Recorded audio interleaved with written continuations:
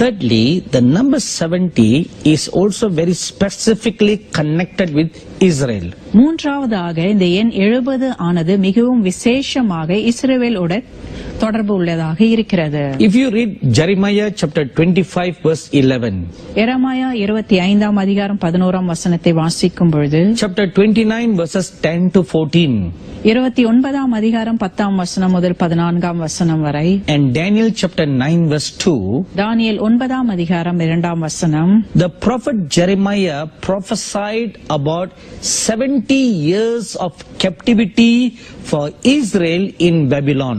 And accordingly, the Babylonian king came and captured Israel and took the people to be slaves into captivity in Babylon for 70 long years. அந்த தீர்க்கதரிசன வார்த்தைகளின்படியே Babylon ராஜா வந்து Israel மக்களை 70 வருடங்கள் சிறையிருப்பில் இருக்கும்படி அவர்களை பிடித்துக் கொண்டு சென்றார். Right now you may be scratching your head and wondering, நீங்கள் ஒருவேளை யோசித்துக் கொண்டே இருக்கலாம், how can an ancient prophecy that happened thousands of years ago has any connection with the last days? 1000 வருடங்களுக்கு முன்பாக சொல்லப்பட்ட தீர்க்க தரிசனம் ஆனது எந்த விதத்திலே இந்த கடைசி காலங்களுக்கு சம்பந்தம் உடையதாக இருக்கிறது என்பதை குறித்து Let me explain to you. அதை நாங்கள் உங்களுக்கு விவரித்து சொல்லட்டும். When the prophet Daniel read the prophecy of the prophet Jeremiah, தானியேல் தீர்க்கதரிசி எரேமியாவின் தீர்க்க தரிசனத்தை வாசித்த பொழுது, he was also a captive in Babylon. அவர் அப்பொழுது பாபிலோன் பட்டணத்திலே ஒரு சிறை கைதியாக வைக்கப்பட்டிருந்தார். He was so troubled by that prophecy.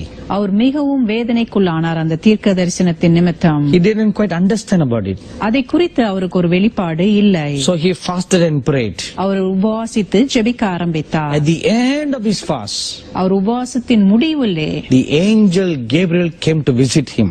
அப்பொழுது தேவ தூதர் கேப்ரியேல் அவரை சந்திக்கும்படி வந்தார். To explain the prophecy to him. அந்த தீர்க்க தரிசனத்தை அவருக்கு விவரித்து சொல்வதற்காக. Right here I like to pause for a moment and explain. நான் இங்கே கொஞ்சம் நிறுத்தி இதை குறித்து நான் விவரித்து சொல்ல விரும்புகிறேன். There are many innocent and misinformed people who say that angel don't visit us. அநேகருக்கு இதை பறித்து தெரியாது, தேவ தூதர்கள் நம்மளை வந்து சந்திப்பார்கள் என்று அதை குறித்து ஒரு தவறான கருத்துக்களை வைத்துக் கொண்டிருக்கிறார். We need the Holy Spirit. இல்லை எங்களுக்கு பரிசுத்த ஆவியானவர் மாத்திரம்தான் தேவை. Only the Holy Spirit is enough to teach us everything. பரிசுத்த ஆவியானவர் மாத்திரம் போதும் எங்களுக்கு எல்லாவற்றையும் கற்றுக் கொடுப்பதற்கு. But right here in the Holy Bible is written, ஆனால் இங்கே பரிசுத்த வேதாகமத்திலே எழுதியிருக்கிறது, in Daniel chapter 9 verses 24 to 27, தானியேல் 9ஆம் அதிகாரம் 24 முதல் 27 வரை, Daniel was already filled with the Holy Spirit. தானியேல் ஏற்கனவே பரிசுத்த ஆவியானவரால் நிரப்பப்பட்டிருந்தார். But the angel Gabriel came to explain that prophecy to him. ஆனால் தேவ தூதர் கேப்ரியேல் வந்து அந்த தீர்க்க தரிசனத்தை அவருக்கு விளக்கி சொன்னார். So let's not with pride and arrogance push away some of the genuine works of God. தேவனுடைய காரியங்களை நம்மளுடைய மேட்டுமையின் நிமித்தமாக அவருடைய தள்ளிவிட வேண்டாம்.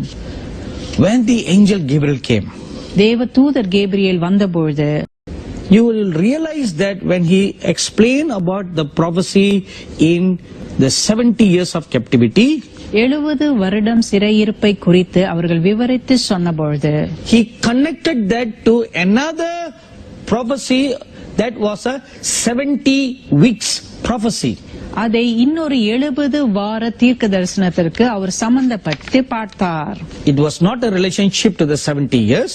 அதுக்கு எந்த விதமான 70 வருடங்களுக்கு எந்த ஒரு தொடர்பும் இல்லை. But the 70-year prophecy had another dimension now. அந்த 70 வருடம் தீர்க்க தரிசனத்துக்கு இன்னொரு பரிமாணம் இப்பொழுது இருந்தது. And now it is a 70-week prophecy. இப்பொழுது அது 70 வார தீர்க்க தரிசனம். But it not only lasted for 70 weeks. அது 70 வாரம் மாத்திரம் இல்லை. It stretched for a long period of time.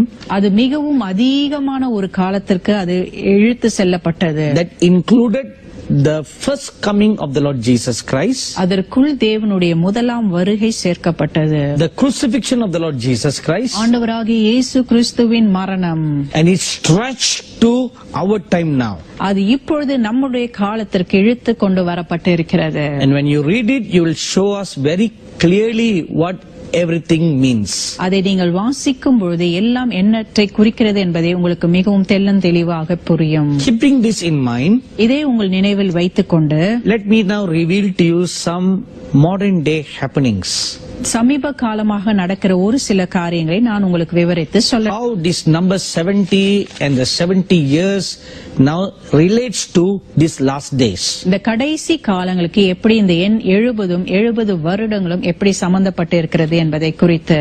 On April 30th, the year 2014, April 30ஆம் தேதி 2014ஆம் ஆண்டிலே, as I was fasting and praying, நான் உபவாசித்து ஜெபித்துக் கொண்டிருந்த வேளையிலே, as the angel Gabriel appeared to the prophet Daniel, எப்படி தேவ தூதர் காபிரியேல் தாவீதுக்கு தரிசனமானாரோ, the angel Michael visited me, தேவ தூதர் மைக்கேல் என்னை சந்தித்தார். and he had a scroll in his hand. அவருடைய கரத்திலே ஒரு ஸ்க்ரோல் இருந்தது. When he unfurled the scroll, அதை அவர் திறந்தபோது I saw the number 1948 அப்பொழுது அதிலே 1948 என்ற எண்ணை நான் பார்த்தேன். and 1967. 1967 என்ற எண்ணையும் பார்த்தேன். I was wondering what is the meaning of these numbers. இதனுடைய அர்த்தம் என்ன என்பதை குறித்து நான் சிந்தித்துக் கொண்டே இருந்தேன். And the angel Michael explained to me, அப்பொழுது தேவ தூதர் மைக்கேல் எனக்கு அதை விவரித்து சொன்னார். significant events took place in God's land and among God's people in those 2 years. இந்த 2 வருடங்களிலும் மிகவும் முக்கியமான மாற்றங்கள் தேவனுடைய நகரத்திலும் தேவனுடைய மக்கள் மத்தியிலும் ஏற்பட்டது என்று. When he said that, I understood what happened. அவர் அதை சொன்னவுடன் என்ன நடந்தது என்பதை நான் புரிந்து கொண்டேன். In 1948, Israel got her independence. 1948ஆம் ஆண்டு இஸ்ரேல் தன்னுடைய சுதந்திரத்தை பெற்றுக்கொண்டது. And she became an independent state. அவள் தன்னுடைய தனித்துவத்தை பெற்றுக்கொண்டாள். But as soon as she became a state, அவள் ஒரு தனி மாநிலமாக ஆன உடனே she faced a war. ஒரு யுத்தத்தை சந்தித்தாள். That happened in 1948. அது 1948ஆம் ஆண்டு நடைபெற்ற ஒரு காரியம். And in 1967, 1967ஆம் ஆண்டிலே Israel fought another war Israel இன்னொரு யுத்தத்தை சந்தித்தது. called the 6 Days War. அது 6 நாள் யுத்தம் என்று அழைக்கப்பட்டது. And during the 6-day war, அந்த 6 நாள் யுத்தத்தின் மத்தியிலே they regained the many lost lands that were originally biblical Israel. அவர்கள் இழந்த பழைய வேதாகம சம்பந்தப்பட்ட தங்களுடைய தேசங்களை எல்லாம் அவர்கள் மறுபடியும் பெற்றுக்கொண்டார்கள். They regained Golan Heights. அவர்கள் கோல்டன் ஹைட் என்ற ஒரு பட்டணத்தை திருப்பி பெற்றுக்கொண்டார்கள். Golan Height was part of Samaria. Golan height என்பது சமாரியா தேசத்தின் ஒரு பகுதியாக இருந்தது. And they regained the West Bank. அவர்கள் வெஸ்ட் பேங்க் என்ற இடத்தையும் மறுபடியும் பெற்றுக்கொண்டார்கள். And most importantly, they regained Jerusalem.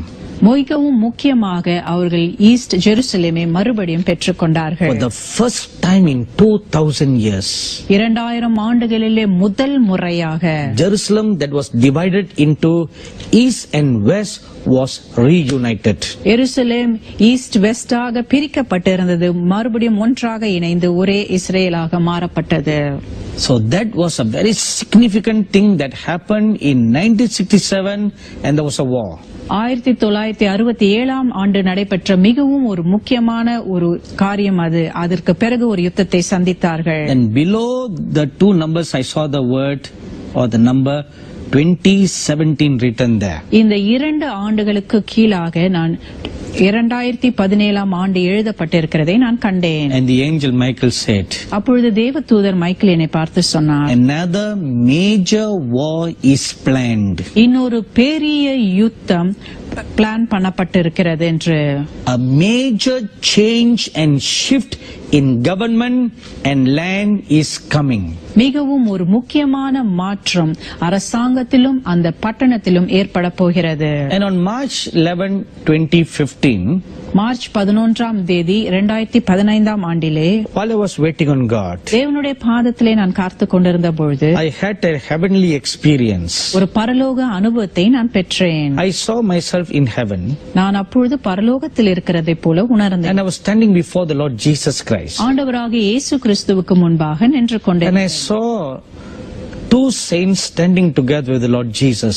ரெண்டு பரிசுத்தவான்கள் ஆண்டவராகிய இயேசு கிறிஸ்துவோடு கூட நின்று கொண்டிருப்பதை நான் One I recognize as the prophet Moses, ஒன்று தீர்க்கதரிசி மோசே என்பதை நான் கண்டுபிடித்துக் கொண்டேன். and the other I recognize as the prophet Jeremiah. அந்த இன்னொரு தீர்க்கதரிசி எரேமியா என்பதை நான் உணர்ந்தேன். And after speaking to me about some matters, ஒரு சில காரியத்தை குறித்து அவர்கள் என்னிடத்தில் பேசின பின்பு the Lord Jesus turned to the prophet Jeremiah and said, ஆண்டவராகிய இயேசு கிறிஸ்து எரேமியா தீர்க்கதரிசியை நோக்கி பார்த்து அப்பொழுது என்னிடத்தில் சொன்னார், teach him about the 70 years. அவருக்கு 70 வருடத்தை குறித்து கற்றுக்கொடு என்று. So then the prophet Jeremiah came near me அப்பொழுது தீர்க்கதரிசி எரேமியா என் அருகில் வந்தார். and he said, 70 years in the history of Israel is very, very significant. 70 வருடம் இஸ்ரேலின் சரித்திரத்திலே மிகவும் முக்கியமான ஒன்று. And there is going to come a turning point in the history of Israel in the year 2017. 2017 ஆண்டிலே ஒரு பெரிய திருப்பு முனை இஸ்ரேல் சரித்திரத்திலே ஏற்பட போகிறது. He said that will be the 20th year of the history of Israel since its formation. அது உருவாக்கப்பட்ட நாட்களிலிருந்து அதுதான் 70வது ஆண்டாக இருக்கும். I was quite dumbfounded when this was said. இது என்னிடத்திலே சொல்லப்பட்ட பொழுது எனக்கு இதை குறித்து ஒன்றும் தெரியவில்லை. In my mind I made a mental calculation. என்னுடைய மனதிலே ஒரு கணக்கை போட்டேன். Israel gained independence in the year 1948. 1948 ஆண்டு இஸ்ரேல் தன்னுடைய சுதந்திரத்தை பெற்றுக்கொண்டது. If you add 70 years, அதற்கு 70ஐ நாம் சேர்த்தோம் என்றால் it will be the year 2018 2018 ஆண்டு தான் வரும், and not 2017. 2017 அல்ல. So very respectfully I asked the Saint Jeremiah about this. மிகவும் மரியாதையோடு கூட தீர்க்கதரிசி எரேமியாவை நோக்கி நான் இதை கேட்டேன். So he said, no, you are wrong.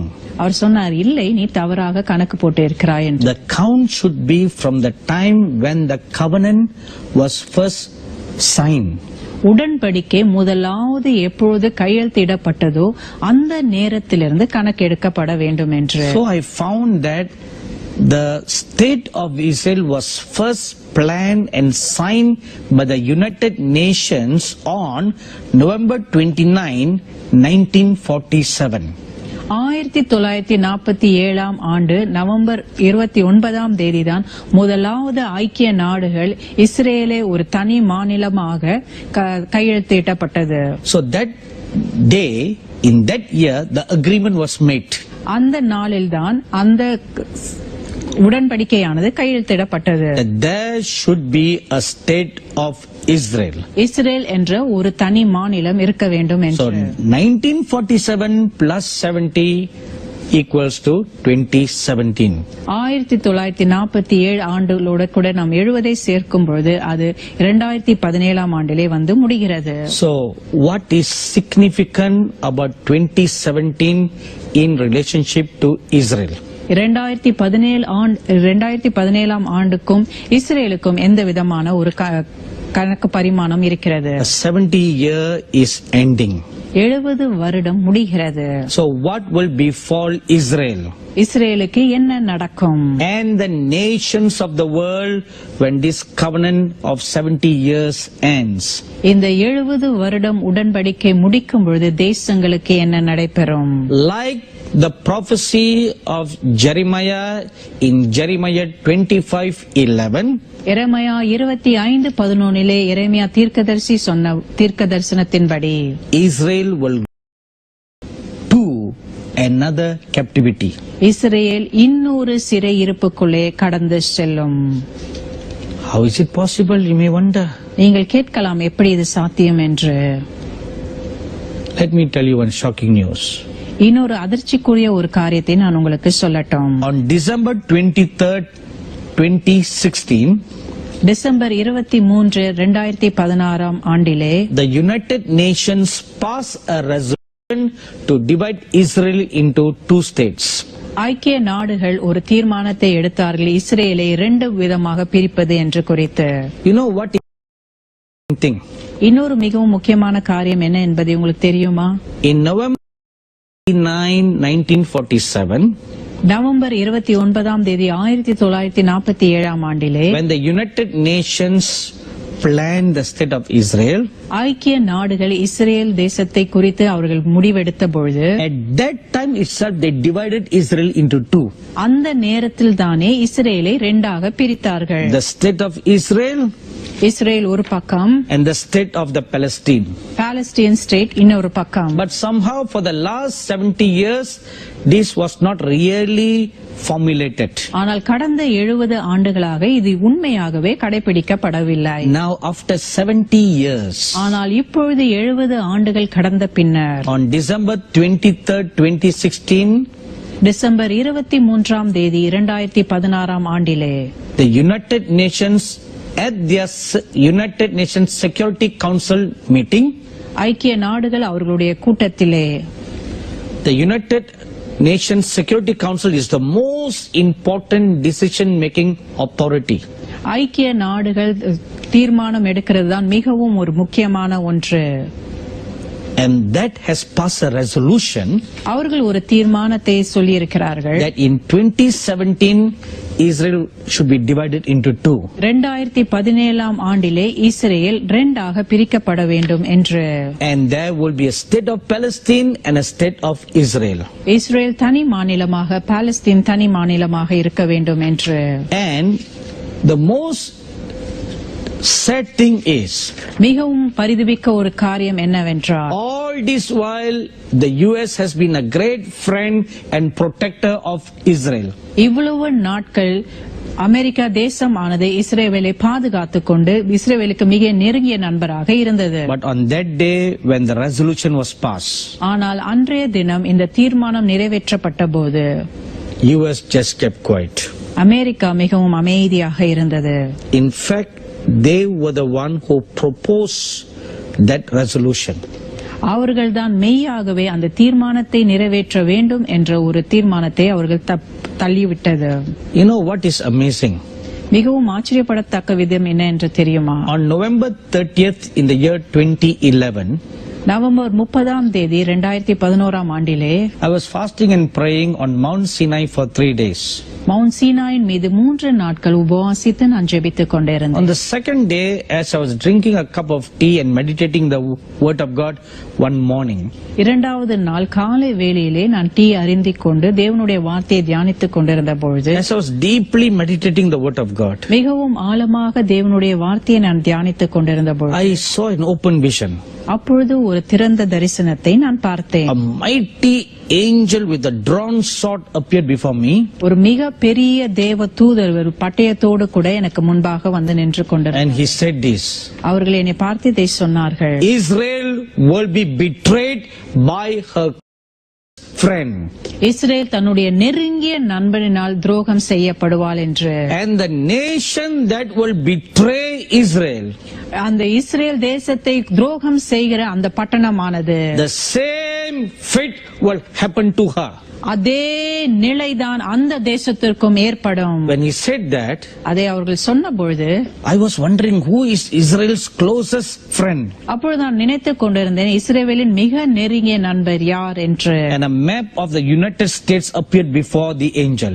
அப்பொழுது அமெரிக்கா ஐக்கிய தேசத்தின் ஒரு வரைபடமானது எனக்கு முன்பாக வைக்கப்பட்டது. And the angel pulled back his sword and thrust in the center of the US.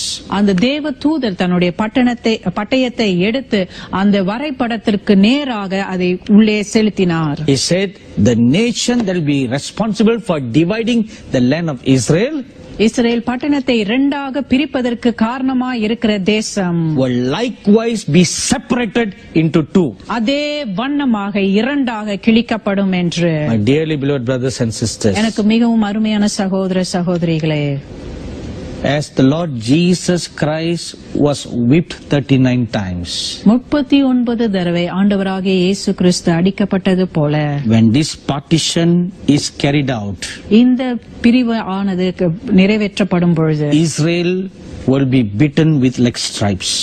Israel தேசம் ஆனது அடிக்கப்படும். As the robe of the Lord Jesus was parted by the Roman soldiers.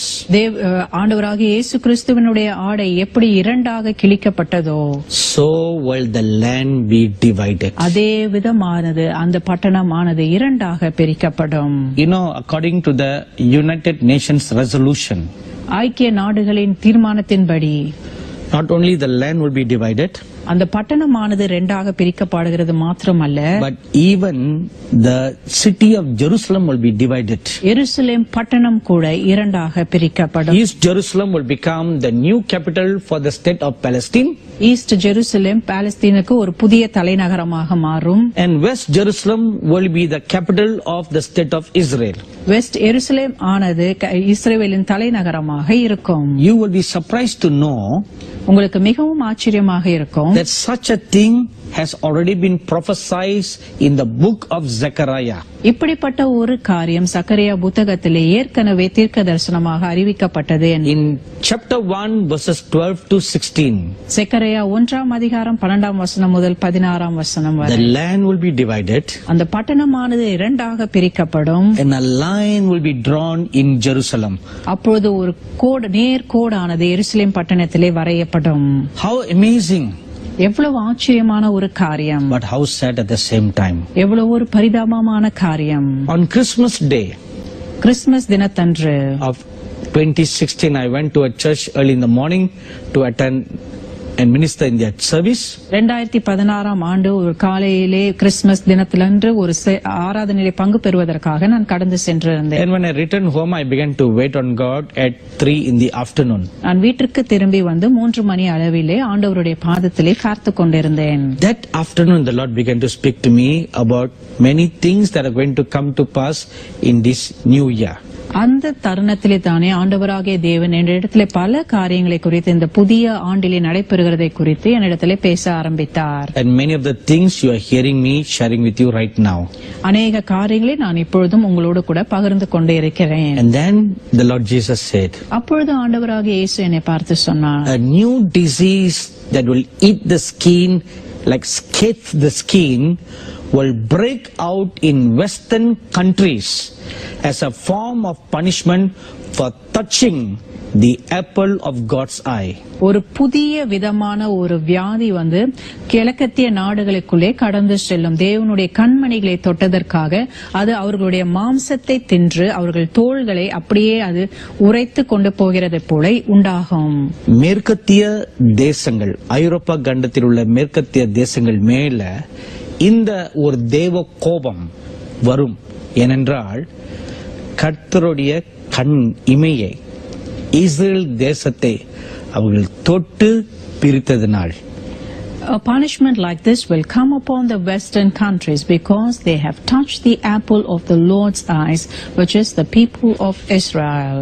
Then I saw the sky being darkened. அப்பொழுது வானம் ஆனது மிகவும் இருள் அடைகிறதை நான் கண்டேன். And meteors that were burning bright began to fall down from the sky. எரி கற்கள் வானத்திலிருந்து கீழே விழுகிறதை நான் பார்த்தேன். ஒன்று அல்ல, இரண்டு அல்ல. Many meteors began to fall. அநேக எரி கற்கள் மேலே இருந்து அப்படியே கீழே விழுந்தது. Scientists call such phenomena a meteor shower. அப்படிப்பட்ட ஒரு காரியத்தை விஞ்ஞானிகள் என்ன என்று சொல்கிறார்கள் என்றால் அது ஒரு எரிமலை மழை என்று. And the meteors fall in large numbers. எரி கற்கள் அப்படியே அநேக கற்கள் அப்படியே கீழே விழுந்து கொண்டே இருந்தது. And the Bible tells us that the falling of meteor showers will herald the coming of the Lord Jesus. வேதாகமம் நமக்கு என்ன சொல்கிறது என்றால் எரி கற்கள் விழுகிறது தேவனுடைய வருகையை குறிக்கும் என்று. When they fall everywhere, அவர்கள் எல்லா விதத்திலும் அவர்கள் எல்லா இடத்திலும் விழும்பொழுது trees will burn in large numbers. அநேக விதமான மரங்கள் அப்படியே எரிந்து போய்விடும். In large areas they will begin to burn. அநேக இடங்கள் எரிபந்தங்களாக மாறிவிடும். Mountains will spew and burn. அநேக விதமான மழைகள் அப்படியே Mountains will burn. Volcanoes will burn. அநேக விதமான மலைகள் அப்படியே எரிந்து வெடித்துக் கொண்டே இருக்கும். எரிமலைகள் எரிந்து அவைகள் கொந்தளிக்க ஆரம்பிக்கும். They will start to burn and out lavas. They will spew lava high and in large quantity. எரி பந்தங்கள் அநேக விதத்திலே வெளியே வந்து கொண்டிருக்கும் மலைகளிலிருந்து. And lava will shoot high up in the sky. அந்த எரி பந்தங்கள் வானம் வரைக்கும் அப்படியே சென்றுவிடும். And when they fall, அவைகள் கீழே விழும்பொழுது they will fall on the waters. அவர்கள் தண்ணீர்களின் மீது விழும். Reservoirs and drinking systems holding waters. எங்கெல்லாம் தண்ணீர் சேமிக்கப்பட்டு வைத்திருக்கப்படுகிறதோ அந்த இடங்களிலெல்லாம் அது விழும். That will cause bitter and undrinkable.